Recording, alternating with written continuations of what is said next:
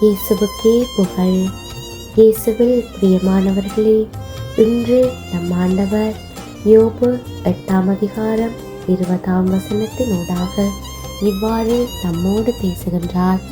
இதோ, கரையில்லாதவரை இறைவன் கைவிடுவதில்லை. ஒருவன் படும் பாடுகளுக்கும் துன்பங்களுக்கும் காரணம் அவன் செய்த பாவம்தான் என்று நம்புகிறவர் அநேகர் உண்டு. ஆண்டவர் இன்று எங்களை பார்த்து சொல்லுகிறார். ஆண்டவருடைய பார்வைக்கு உத்தமர்களாய் வாழ்கிறவர்களை அவர் ஒரு நாளும் வெறுப்பதே கிடையாதென்று. பைபிள் அநேகர் ஆண்டவருடைய பார்வைக்கு நலமானதை செய்து அவருடைய கிருபையை பெற்று ஆசீர்வாதமாக வாழ்ந்திருக்கின்றனர்.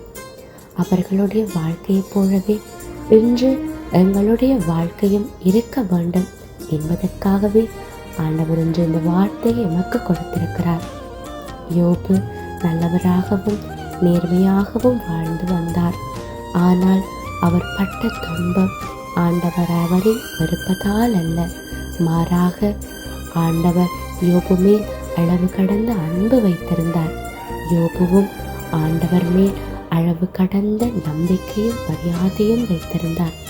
அதன் நிமித்தமே அழகை அவரை சோதித்தது. ஆனால் யோபு கடவுளுக்கு உகந்ததையே தேடினார். எங்களுடைய வாழ்க்கையிலும் அநேக பாடுகள் சோதனைகள் எங்களுக்கு எதிராக வரலாம். உறவினர்களால், நண்பர்களால், அயலவர்களால் எங்களுடைய பொறுமையை சோதிப்பதற்கு சத்துருவானவன் அநேக வழிகளை கையாளுவான். நாங்கள் எங்களுடைய நாவை கட்டுப்படுத்தி கடவுளுக்கு சித்தமானதை மட்டும் செய்ய வேண்டும்.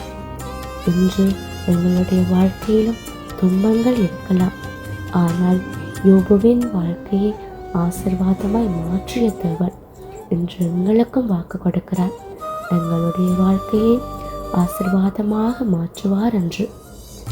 ஆண்டவருடைய வார்த்தையை விசுவசிக்கிறீர்களா? உள்ளத்தோடு ஆமேன் சொல்லுங்கள். இயேசுவின் நாமத்தினாலே ஆமேன்.